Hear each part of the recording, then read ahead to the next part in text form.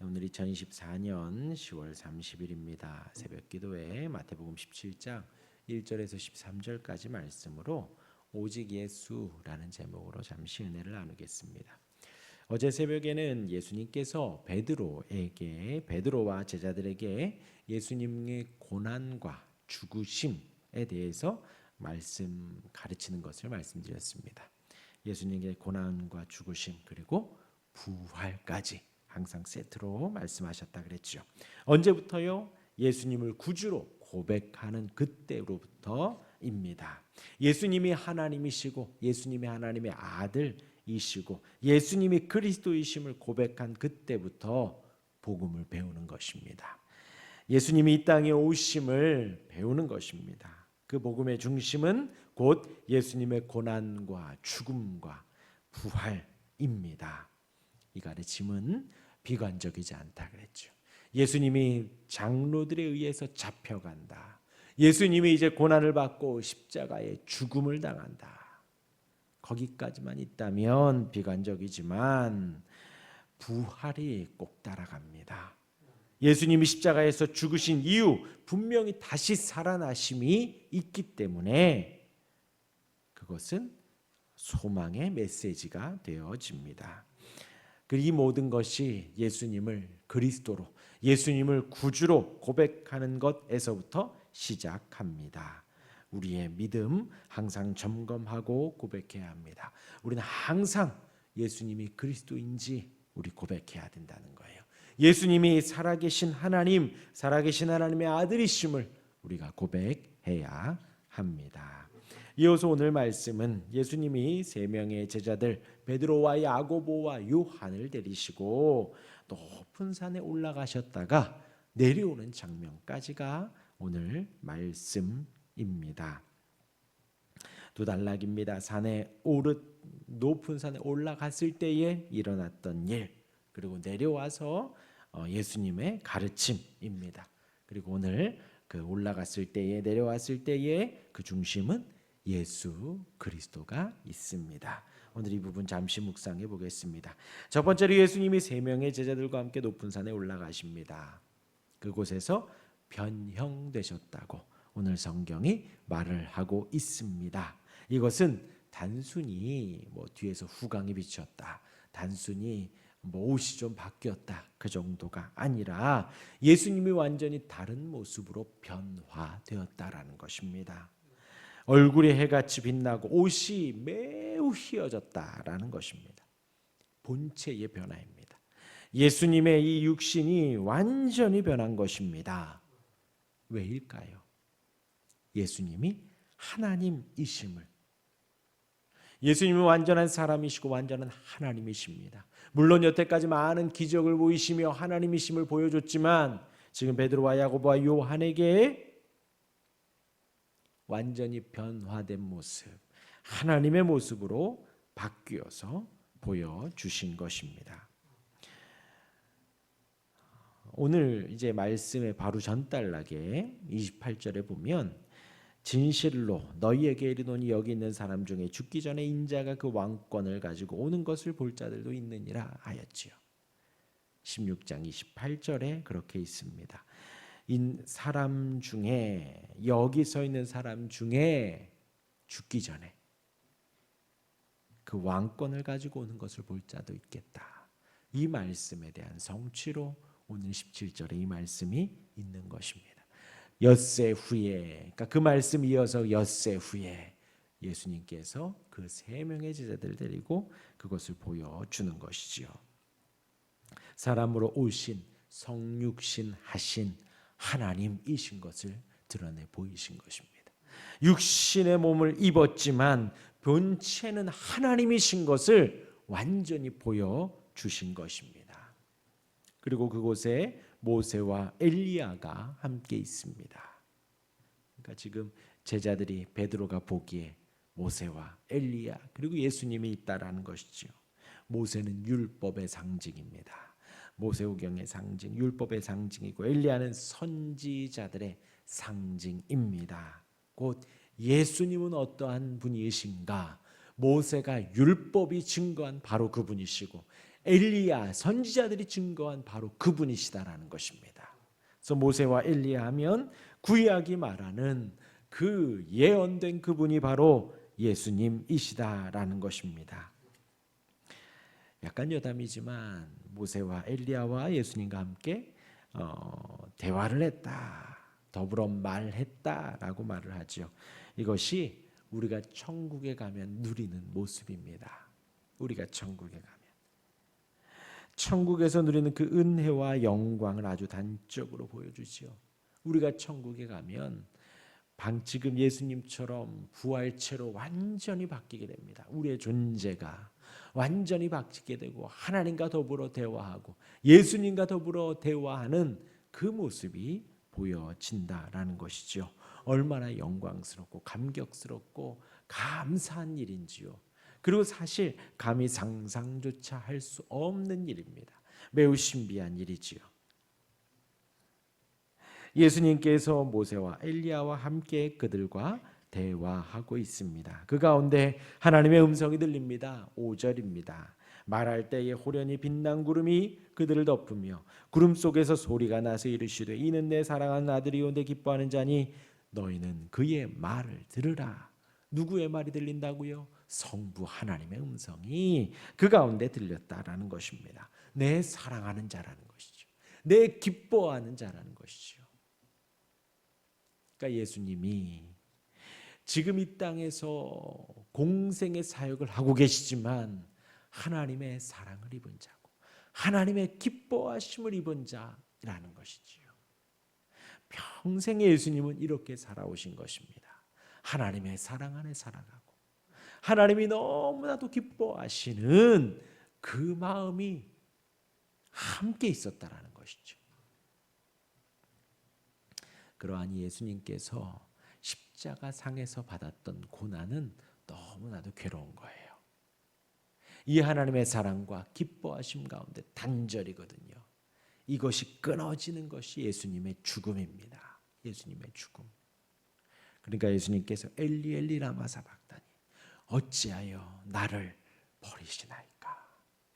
그 단절이 너무나도 두렵고 무서워 예수님이 겟세마네 동산에서 기도하신 것입니다. 단순히 손에 못자국이 두렵고 사람들의 침뱉음이 부끄럽고 벌거벗겨져 십자가에 오르는 것이 힘겨운 것, 물론 그것도 사람인 우리가 감당하기에는 너무나도 버거운 것이지만 본질적인 것은 예수님이 거기서 하나님으로부터 버림받아야 된다는 거예요. 지금 이러한 분이 하나님으로부터 이는 내 사랑하는 자요 내 기뻐하는 자라. 얼마나 마음이 벅차오르나요. 누가 우리를 사랑한다라는 것, 너무나도 기뻐한다라는 것, 얼마나 감사한 일인지요. 근데 그 누가가 누군가요? 성부 하나님이십니다. 성부 하나님께서 예수님을 지금 이렇게 사랑한다 말하고 계시고요.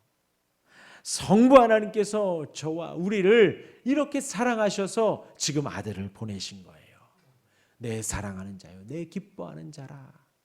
우리가 하나님의 자녀로 하나님을 높이고 하나님을 예배함을 기대하시며 2000년 전 십자가에 그 아들을 보내신 것입니다. 하나님의 사랑을 입고 하나님의 그 기뻐하심을 입은 자가 되어집니다.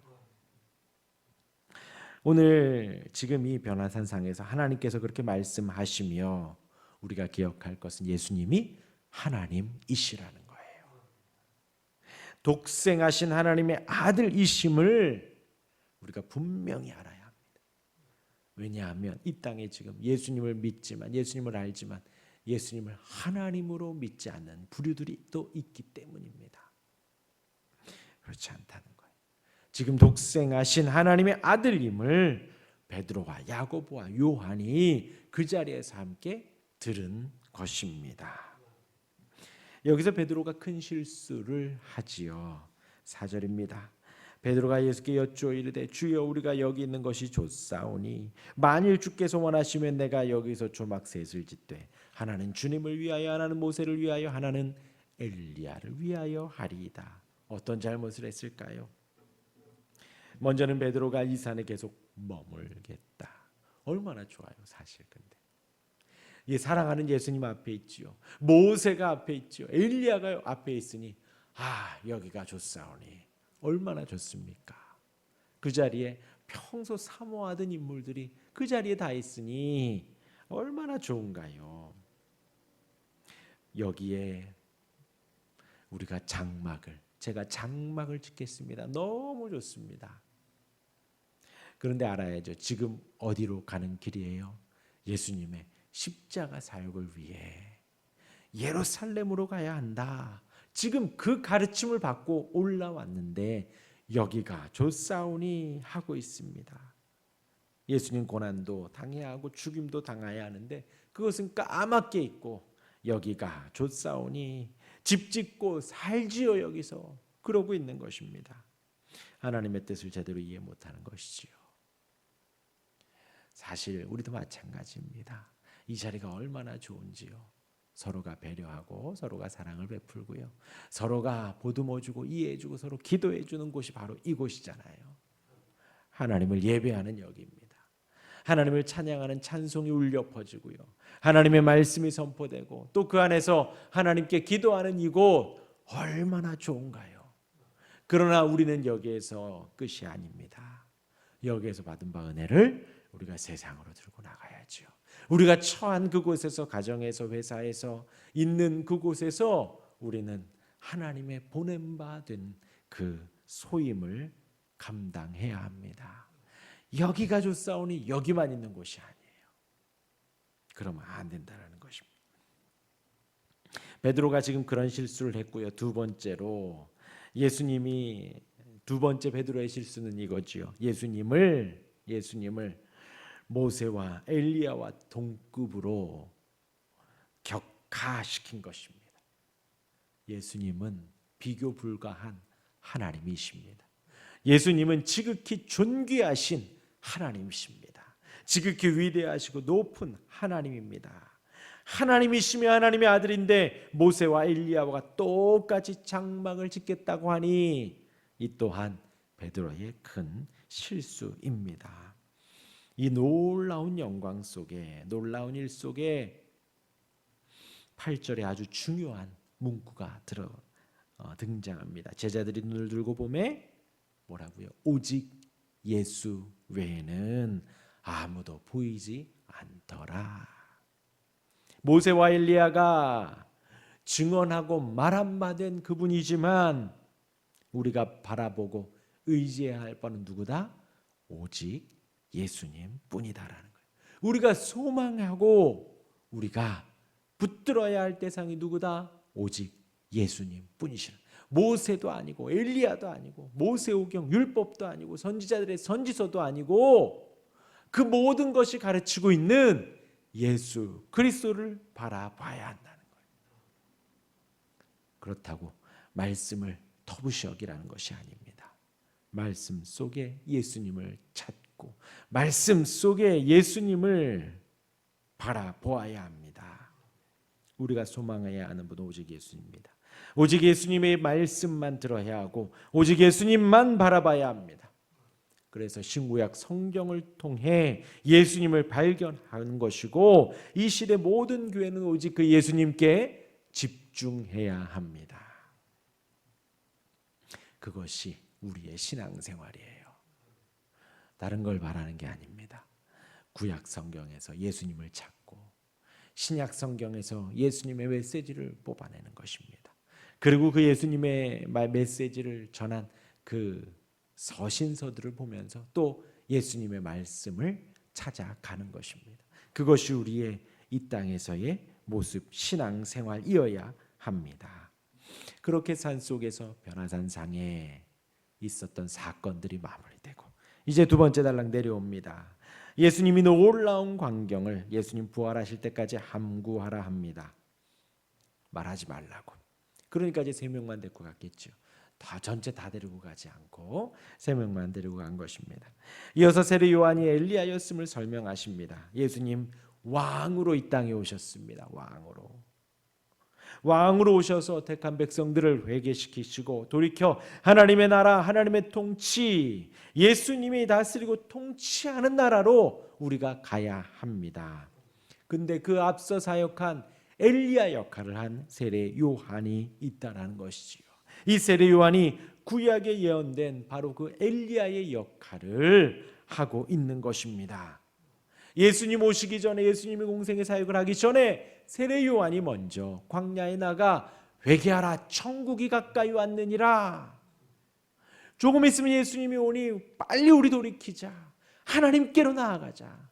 이것이 왜 중요할까요? 마음받침이 준비되는 것입니다. 마음받침. 미리 가서 외치며 예수님 오심을 예비하고 준비하는 것이지요. 그러나 그렇게 천국을 선포하고 회개를 선포했지만 그때 당시 종교 지도자들은 알아보지 못했습니다. 임의로 대우했다. 알아보지 못했다. 그리고 똑같이 예수님도 고난을 받을 거라고 다시 한번 예수님이 말씀하십니다. 아무도 요한을 엘리야의 역할을 하는 것으로 대우하지 않았다라는 것이죠. 사실 지금도 마찬가지입니다. 주님 다시 오심을 예비하는 바로 이곳입니다. 우리에게 주신 세례 요한입니다. 하나님이 바로 오직 예수님만 바라보라 그랬죠. 그 예수님을 선포하는 곳이 어디예요? 교회입니다. 교회. 전 세계 어디도 예수님을 가르치지 않습니다. 바르게 가르치지 않아요. 물론 뭐 선교단체도 있고 학교에서 채플 시간도 있긴 하지만 제한적입니다. 제한적이고 또 다른 목적들이 있습니다. 선교단체는요. 오직 교회만이 오직 예수님을 바르게 전하는 곳입니다. 교회는 바른 하나님의 말씀을 전하는 곳이지요. 신구약 성경으로 오직 예수님만 증거하는 곳입니다. 예수님의 가르침을 가르쳐야 합니다. 성부와 성자와 성령의 이름으로 세례를 주는 곳입니다. 이곳이 바로 엘리야이고 세례 요한의 역할을 하는 것이에요. 그것이 바로 건강한 교회이고 바른 교회입니다. 그럴 때에 우리는 주님 다시 오심을 준비할 수 있습니다. 주님 다시 오심을 우리가 예비하는 것입니다. 주님 다시 오셨을 때에 할렐루야 기뻐하며 주님의 품에 갈 수 있는 것입니다. 예수님 오심으로, 예수님 처음 오심으로 하나님의 나라는 이미 시작되었습니다. 지금이 바로 그 예수님의 다스림 속에 있습니다. 그리고 다시 오심을 우리가 소망하는 거예요. 예수님께서 완성하실 그 나라를 우리가 소망하며 오늘 하루하루 살아가는 것입니다. 그 오직 예수님만 바라보는 우리가 되기를 주님의 이름으로 축원합니다. 아멘. 기도하겠습니다.